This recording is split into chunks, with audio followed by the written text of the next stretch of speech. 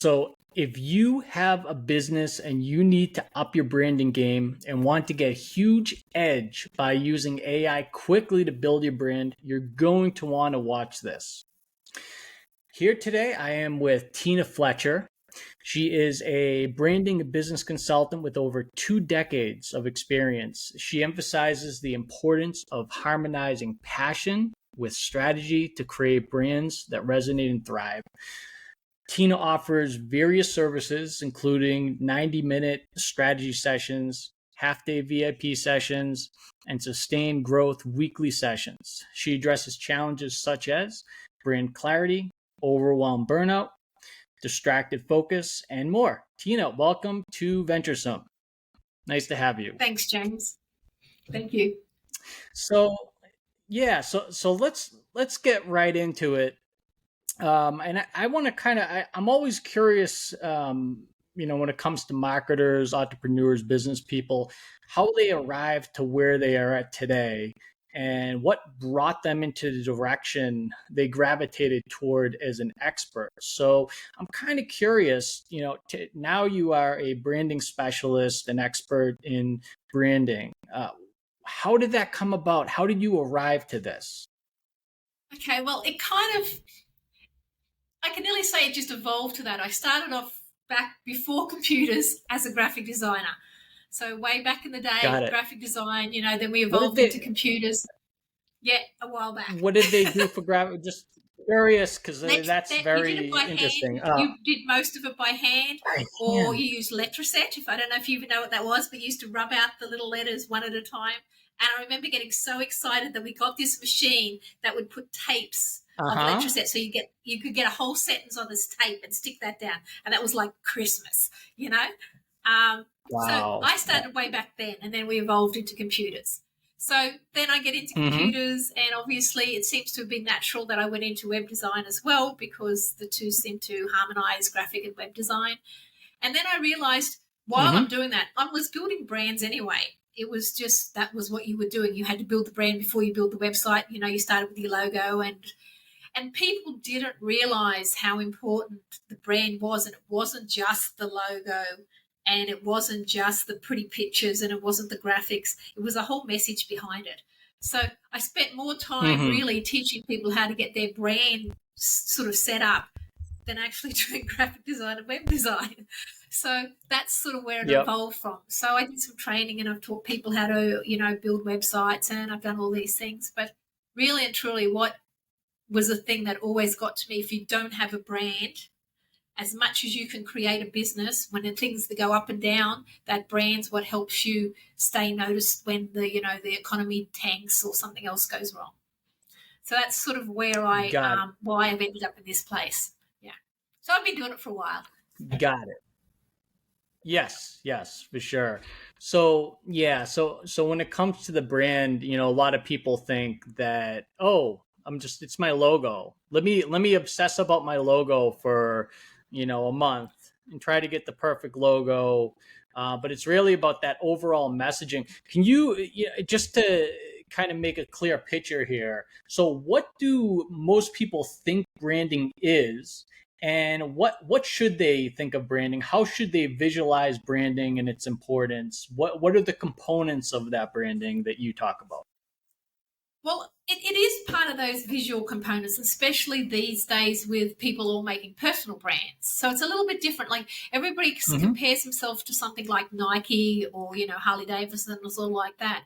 But that's not what a personal brand is. A personal brand has to be a part you, but it is also a business and separate to you. Like me as a brand, maybe I'm a little bit more outgoing than I am as a normal person. You know what I mean? But as a personal brand, you need to know what your mission is, what you're talking about. You need to know how um you're speaking on videos, how you're explaining things. And this, like with AI, has become even more, which we'll talk about in a moment, but it's become more so because in those AI things, you need to be able to know these things to get the right results from the AI things. So if you don't know your tone, your cadence, what your mission is, who your audience is number one, probably. your brand just falls apart. You suddenly find that, you're getting content that sounds like everybody else's generic content out of things like, ChatGPT and all that. So the brand is what defines you as a business, not you as a person, you as a business. So if I was talking Mm-hmm. about my brand, I would say that, I'm very much about being straight up and straightforward on what I talk about. I'm very precise on how I'd explain things. Now, am I like that in real life? Yeah, probably. I'm probably a little bit more brutal in real life, but the brand is Yeah, still yeah. separate. When I go to work, I'm in my Tina Fletcher brand. When I finish at the end of the day, I don't have to think about that. I don't have to be aware of how I'm speaking, who is my audience, why do they need to explain this way, because I'm now just thinking without thinking, you know? And that's the thing about a personal Mm, brand, is that be aware of understood. who your audience Understood. is, so that you can talk directly to Yeah. them. So just to Um, understand this, because you kind of put out a point there that certainly there are people who understand that brand is important. Sometimes they don't, but you gotta work. We gotta have them understand that importance. Um, so when it comes to the importance of branding, what approach or what mindset or how do you approach your branding to stand out and not get lost in the mix and not just be another face in the crowd where it's just now you're just the product and it's not necessarily about your brand. Nobody remembers you that way. Like how does one set oneself apart in the sea of everyone trying to do similar things? I think there's a couple of components you've got to think about. You've got to think about who is your audience. Now, as a business coach, you might know 10 business coaches, but their audience might be all a little bit different. So knowing your audience allows you to talk to your audience. So that's the first bit of your branding. If you don't know who your audience Mm-hmm. are and you're talking to everybody, you're talking to nobody, you know? So, Mm-hmm. like if I was talking to my audience were people that were new to the industry and were, like new people into becoming coaches online, obviously I would be talking about ROIs and, lead magnets and, stats as much. I would be explaining what those things are, because my audience would be looking at me like I'd just grown two heads. So how you differentiate yourself is know who your audience is, and then know what you want to message that you want to give them. So that's like knowing what your offer is. So it's not just what you're offering now, it's what you see the big picture of your business being. Think about I'll use a coach as an example. So maybe say now they're selling a $3,000 6-week course, right? Mm-hmm. But their dream product might be a 20,000 6-week course with all these extra components and, working with this sort of so much more advanced, and there's so much more in it, but they know that they haven't got there yet. But if they keep that in mind when they're doing their one at their level that they're at, they're connecting with people and they're giving them the $20,000 worth of content. And those people know that you're so involved in them and giving them what they need, that's how you differentiate yourself. So it's Mm. about audience, what you're offering them, and then being real, you know? Like, I could have rocked up here, I could have made sure I looked all glamorous, and I could have done all those things, but that's not what you're going to get when you see me in real life, and you're going to be really disappointed. So I might as well rock up as I am. This is my brand. This is who I am. And, and I think if more people did that instead of trying to be a brand, they are a brand, they would probably enjoy it more and not be as stressed. Mm. Got it. Got it. And we talk about standing out, understanding your audience, and sometimes the reality is, and correct me if I'm wrong here, is that if you are a certain way and you have certain values and you have a certain attitude, certain people are going to like you and like it a lot. And some people aren't. And, do you feel that an issue that people have in branding is that they try to make everyone like them and they need to be comfortable with just being representing something where yes, not everyone's going to go for that, but that's what sets the person apart. What can you just speak to that? Yeah.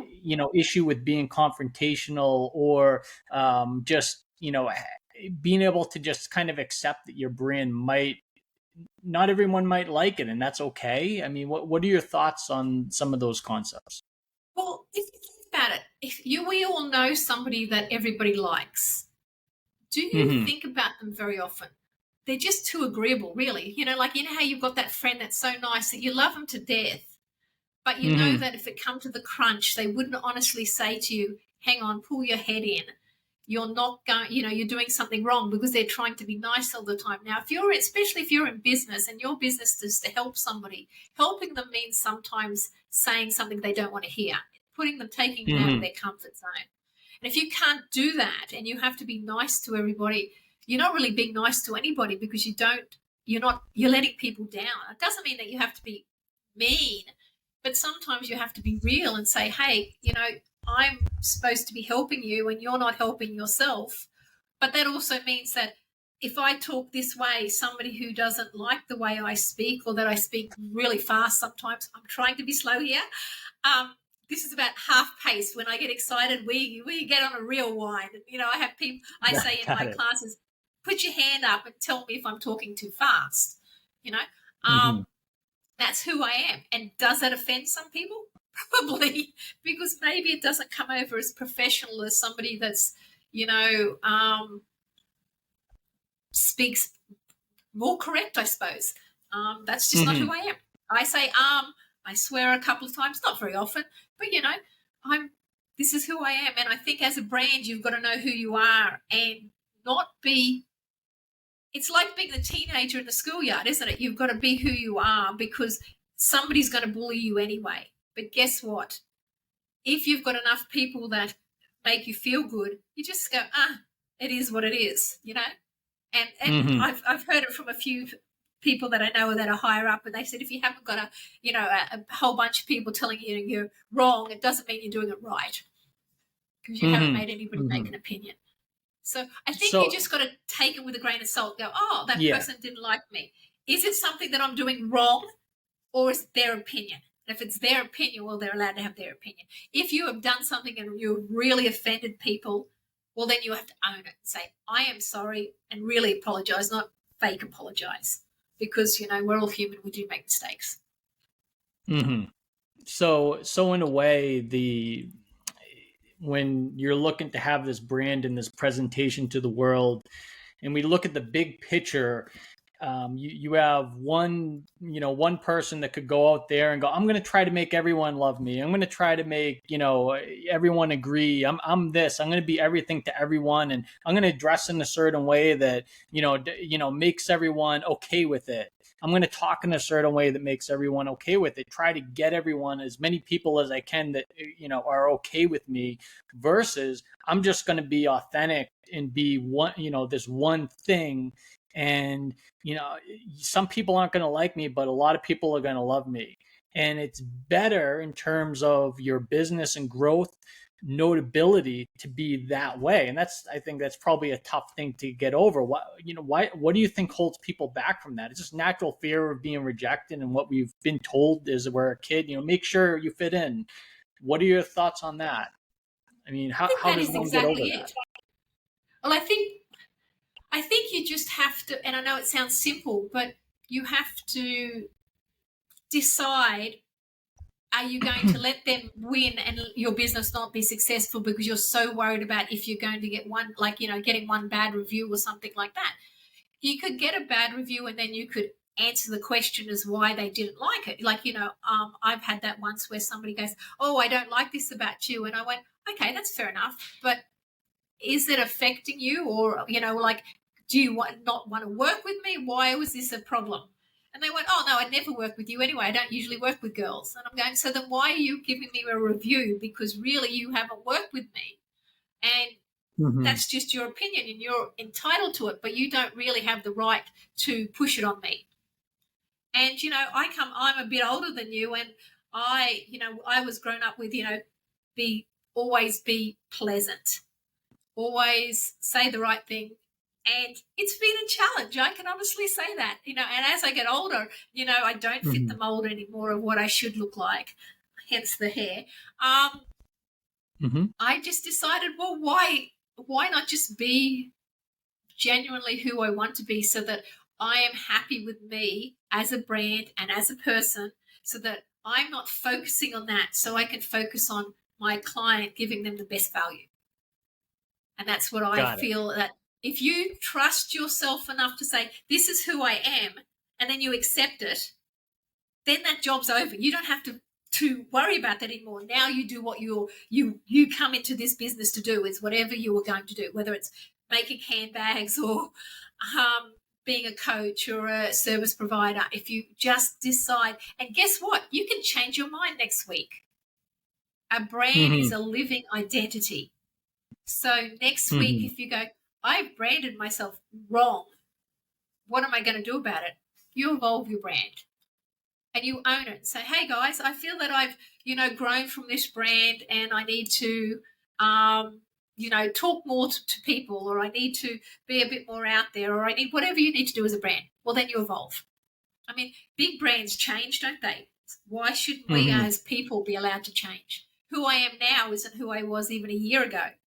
And who I'm going to be in a year's time will be somebody different. But if I'm going to change my brand, I do it gradually and strategically. I don't just go, oh, okay, I've decided now I'm not going to talk to people this way. I'm going to speak to them in a different way. And the message change is really dramatic and I don't have any connection with them anymore. Well, then you've just ruined all the hard work. But I can evolve Yeah. it. So evolve and allow yourself to Got it. have that freedom. I changed my website at the minimum every 3 months. I Hmm. go back and review to make sure I'm online with my message, make sure I believe what I'm saying, make sure I'm on point with my branding, and also make sure it's connecting with my audience, because if they don't get it, what does it matter? I'm just talking to myself. Mm-hmm. Understood. Understood. And just to give a distinction, let's say you have two companies in a specific industry and they both sell consulting in the industry. Okay.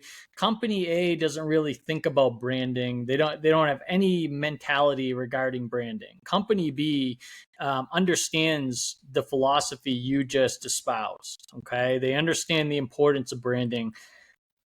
Like, what does that look like in terms of how they enter the market, how their sales will go, how they'll be recognized? What are the distinctions between a really good brand versus a person that does poor work with their brand? Let's say if the services, all things equal in terms of their service that they provide, what are the distinctions that you would see in how that would play out?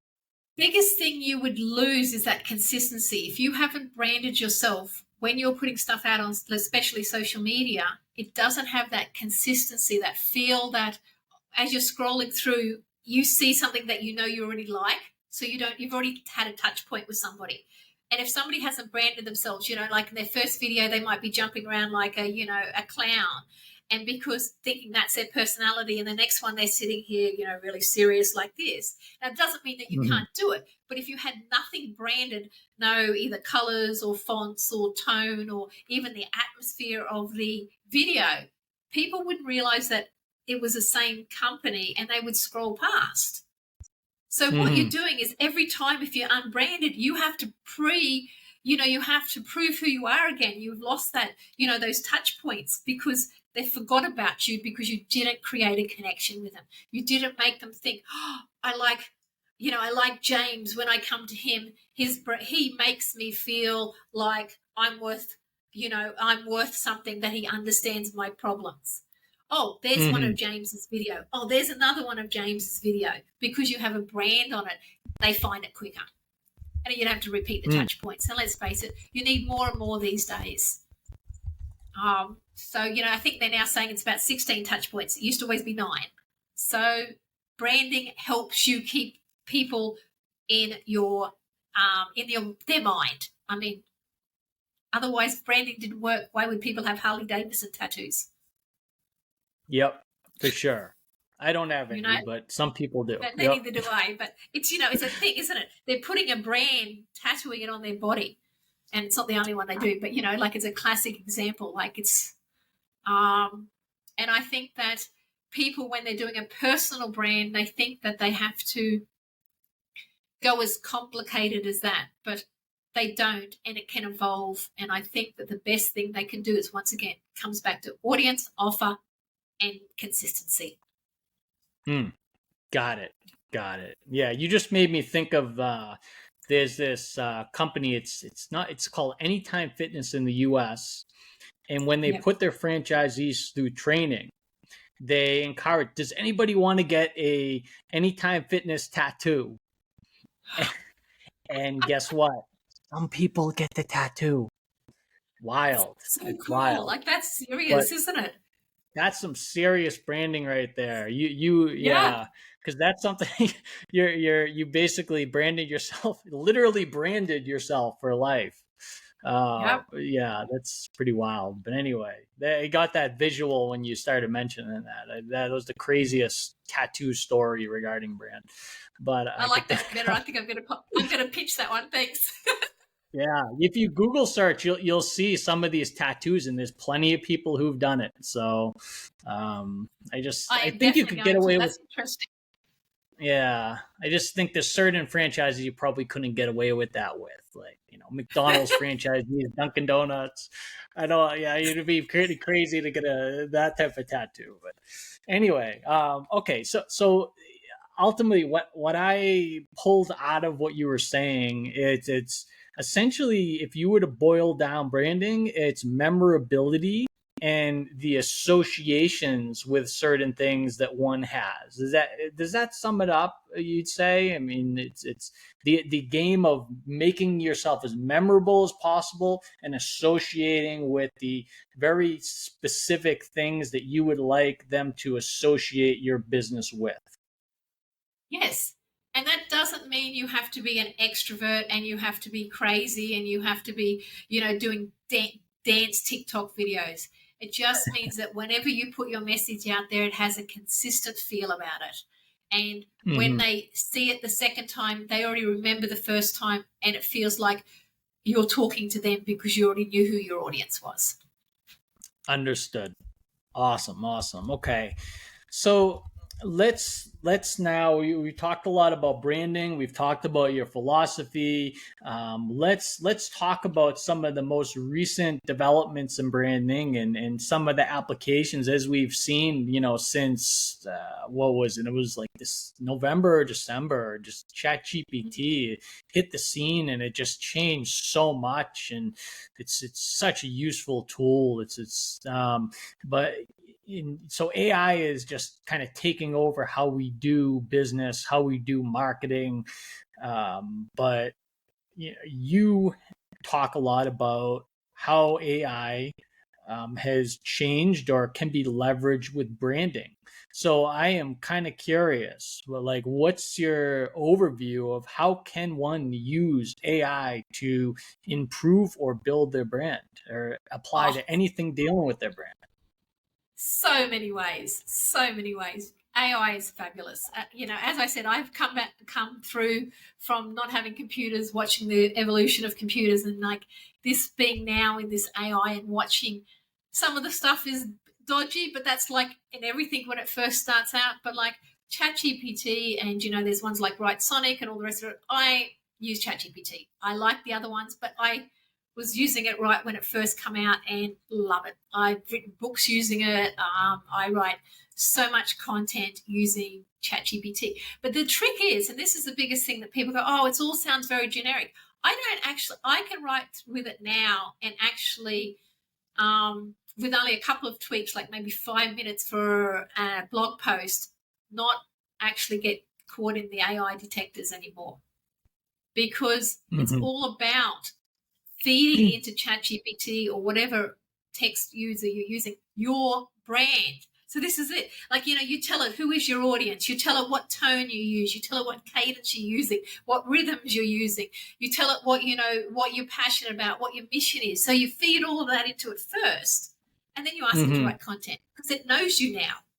Now, the thing is, you think, oh, Yes. that's so much work, but you should already have that. That should be written down somewhere. So if you've made a brand, you just got to copy and paste it out of your brand kit, boom, put it into ChatGPT. You're now getting content the way you like it. Like I did an exercise once where I said, talk like Tony Robbins. And then I picked somebody else and said, talk like this person. Then I fed the exact same questions in and said, now write me content. And the difference was amazing. So ChatGPT doesn't have to sound like a robot, but you have to give it guidance and you have to tell it what to do. It's a tool. It's, it's not really artificial intelligence yet. It's still a tool.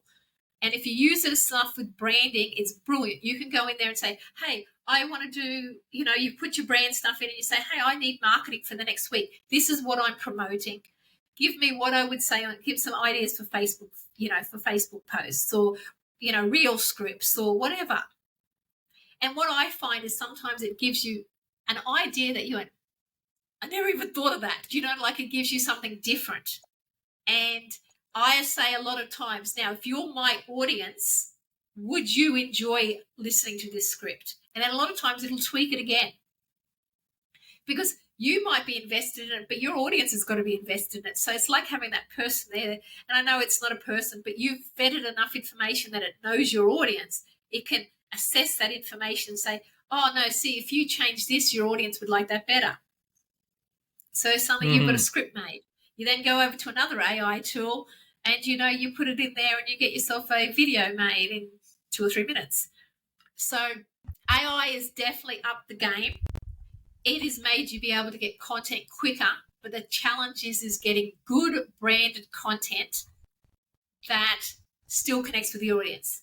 It's no use going over to, places like Pictorial and making a whole bunch of generic videos that have nothing to do with your brand. The content might be right, but the colors are wrong or the feel is wrong. Well, you've just, once again, you've wasted your touch point of previously touching with that audience. So if you stay on brand, it's easier. So that's what I found with AI. It is great to speed up the process. I can make so much content so quick. Yes. Let's face it, you've got to have more touch points these days. You've got to connect with your audience consistently, and it helps. Because, you get sometimes so overwhelmed by what am I going to put out next? What am I going to do? It helps with that. That's what I use it for. I'm tweaking how I'm using it now. I'm writing a new book with it, whereas before I did the outline, got it to write content, and then I improved it and put my own personality in. This way, I'm trying a new way. I don't know if it's going to work, but it's looking good so far, where I actually worked out the outline and then I'm actually recording my thoughts on each chapter and then I'm inputting that as a transcript and then getting it improved. I'm going to then see what the results are and I'll see which way works better. So that's a bit of a fun I'm doing at the moment. So you're referring to the content that you write, content pages for websites. Tell me a little bit more about that process. Okay, for social media posts, I literally go in there and say, okay, let's work out a marketing campaign for the next 30 days. These are the 3 promotions that I would like to do. These are the dates I want to do on these promotions on. I want to do it on Facebook, Instagram, TikTok, whatever you're using. Let's go through Facebook first. I never tell it to do the 3 at once. It definitely doesn't do that well. So I'll say, let's work on Facebook first. Be aware that we're going to do Instagram and TikTok, but let's work on one at a time. And then it'll come up with, 30 different ideas for me. And then I'll say, give me another 10 just so that I can then pick the ones I want out. And then I'll go, okay, these are what I want to do for Facebook. Let's advance them, write scripts and whatever. And that's how I'm doing it. Got it. So in a structured way, you're getting the themes and then you're getting the details of those themes in the actual written post. Yeah, because you've got to remember, it can only give it's really the old thing, garbage in, garbage out. Yes. It can only work with what you put in. So if you don't, the more you give it, the better it is. Now, like Mid-Journeys, I find is totally different when you're doing art. The more you put in, it's just a waste of time. Really, it's those first few prompts that give you art. Yeah. Well, AI art. But with ChatGPT, the more you give it, And then you ask it, do you need something else? It'll tell you. It'll say, oh, what if you told me this too? It would make it clearer for me to work with you.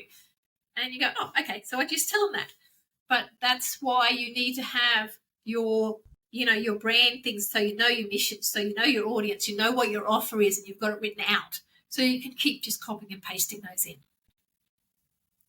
Cool. Okay. Let's talk a little bit about the actual prompt itself that you feel is the best to get the ChatGPT or whatever they're using to get this writing out.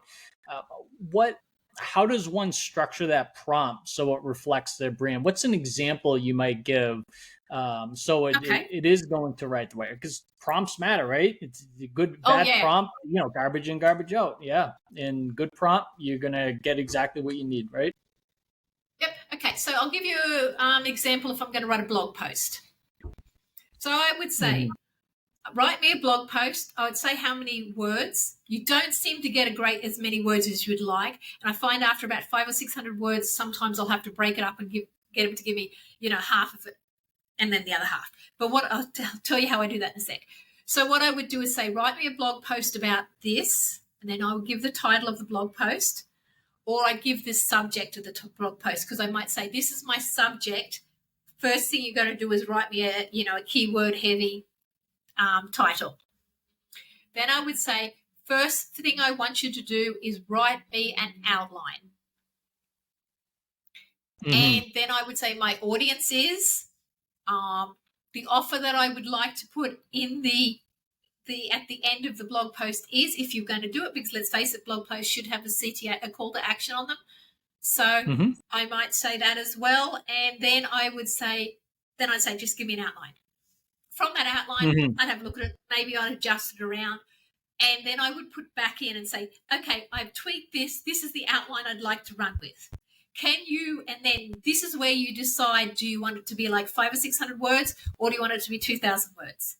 If you want it to be 500 and 600 words, you just say, write this for me. Boom, done. If you want it to be, that bigger, longer, more in depth, you might pull out each one of those sections, those subheadings, and say, can you write me the intro and make sure that it bridges to our next section on section A, whatever section A's title is. And that'll give you 400 or 500 words there. Then you go in and say, now I'll write me section A, still remember who is my audience, and then put a bridging sentence to section B, AB, yeah.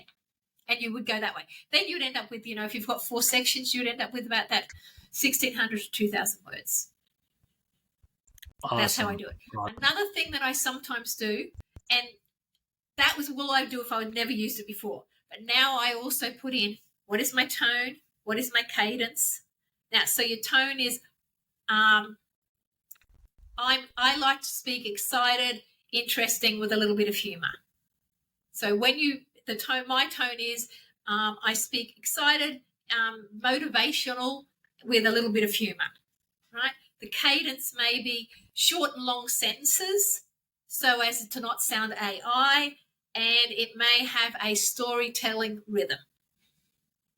And that's where you start getting better content. All right. But if you start doing that at the beginning, you haven't realized that the changes that you make. So do the first one without the tone and the rhythm, and you can see the process, and then do it again with the tone and rhythm, and you can start seeing the depth that you can get. Because otherwise, when you go to tweak it, you don't know what you need to tweak because you don't know what caused what.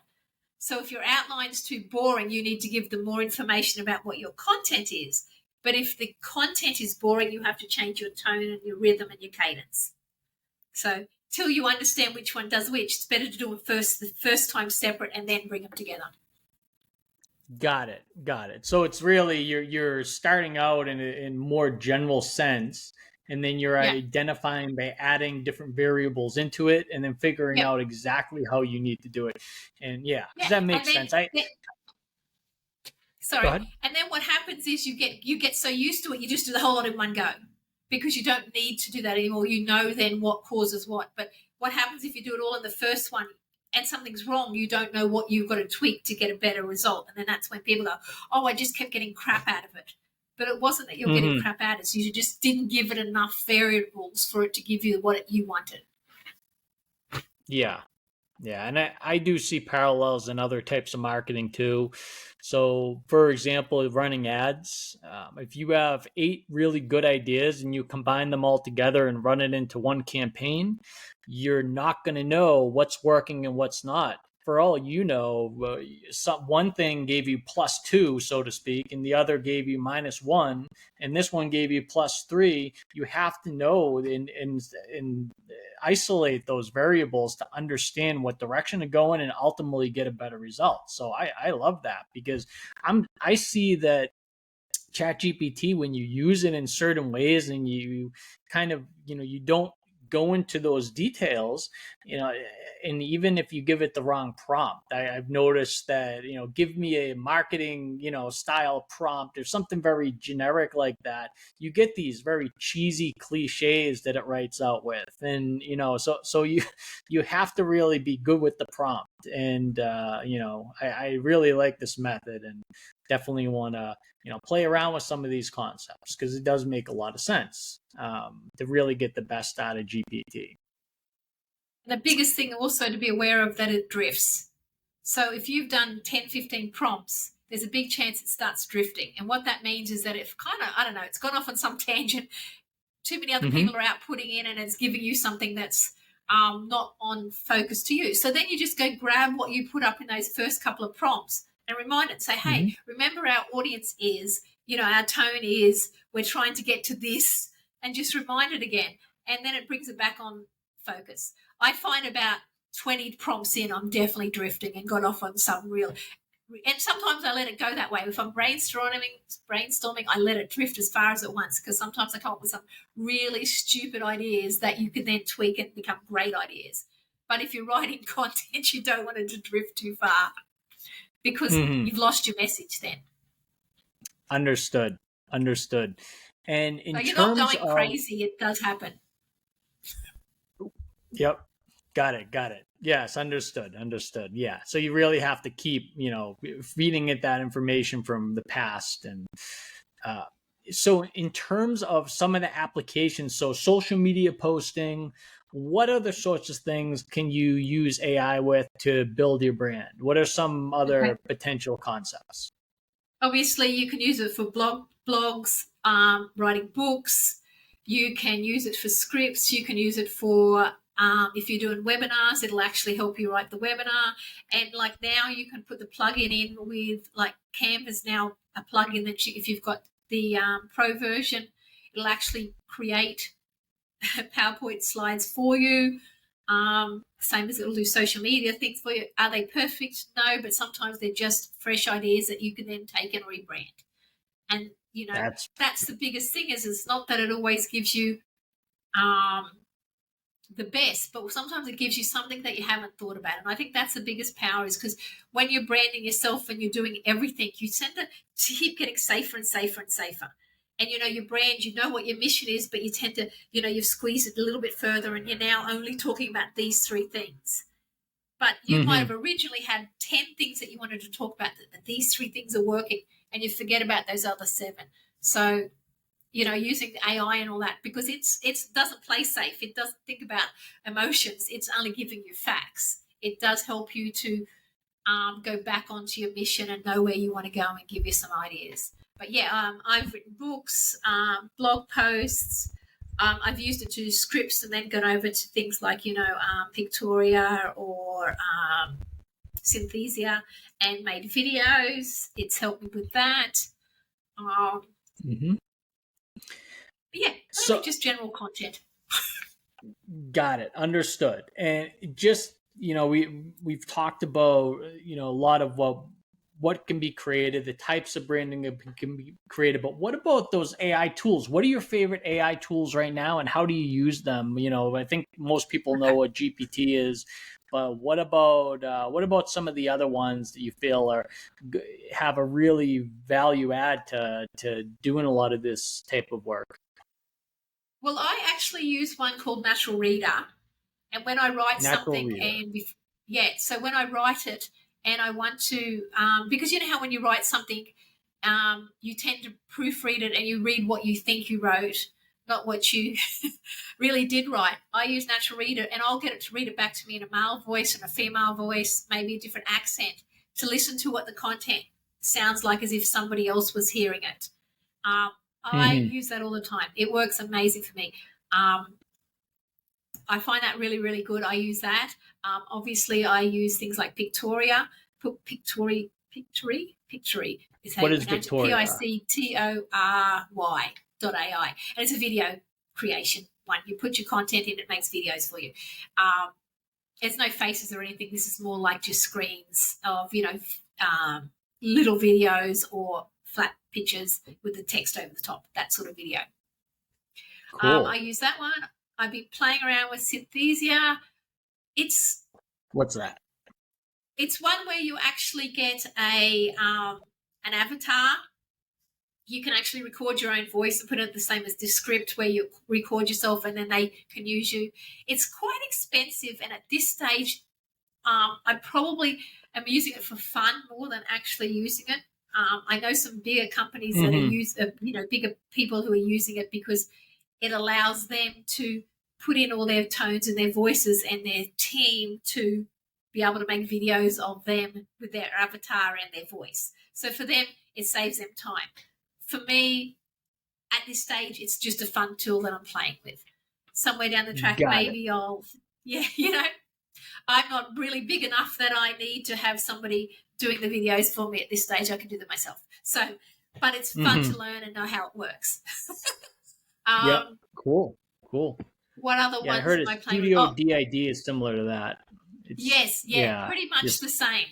I haven't compared them, and I think maybe that's my next thing, is to compare the two of them and see which one actually comes out the best. But I haven't had a specific thing that I want to do, so it's really hard to compare when you're just playing. So I might actually have to say, I want to do this and see which one comes out the best. I use Midjourney. I like Midjourney because I can go in there and say, make me a photo of a, like before I would have to go into, somewhere like Pixabay or Pexels and find a photo of something for a website or for a social media post. And I might spend 10 minutes scrolling to find the picture. But I can just go to Midjourney now and say, give me a woman who, is sitting at a desk, with a little robot looking over her shoulder, wearing green shirt and, sun coming through the window. And I've got it, So for 2 minutes and I've got it, and I'm done. I don't have to, I found exactly, especially if your brand is very heavy on colors, being able to go over there and get colored content, the right colors that you want, it's kind of really nice. Saves you hours. Cool. Yeah. So that's really all I'm using AI-wise. Mainly it's ChatGPT. I haven't used, what's that one? Claude, because I'm in Australia or over here in Thailand, and we can't get it here. So I haven't used it. You've got to put an American telephone number in. So if it ever gets here, I will be Claude. Yeah, it's supposed to be better than ChatGPT. Yeah. Really? Okay, that's interesting. Yeah. So because I have a remote PC as soon as I can get though. access, I'm in there. Yeah. No, that's cool. I'll have to look into that. I have a remote PC in the US that I can switch on, and maybe I can do it that way. So we'll see. I'll let you know. Yeah, please do. Tell me if the hype is worth it, or if they're just somebody's hyping it up. Exactly. Yeah. So awesome. Yeah. So this is definitely some great discussion we had. Talked about a lot of interesting stuff regarding brand and all this exciting stuff that's coming up. We can only imagine what it'll be like in 2024, 2025 with AI and how we can apply it to our business, brand, marketing, and everything. So they were in some very exciting times. But yeah, it was awesome to have you on the podcast and YouTube show. Tina, how can people learn more about you? How can they learn about your services? How can they do that? Kind of curious about that. Okay, well, I've made it easy. My website is tinafletcher.com. So That's you real can come easy. over there. Yep. I Yep. bought it way back in the day. So I was Mm-hmm. lucky I got that one. Yeah, that And yeah. actually, now that I think about it, you have a common name, so Mm. yeah, you were definitely in sooner than everyone Well, else, for yeah, sure. there is a show jumper called Tina Fletcher, and I thought she'd grab it fast, but I beat her to it, and I've never let it go. Good, nice, nice. That's So awesome. yeah, if I'm doing some other projects, because it'll be a link on there anyway, but that site is always up.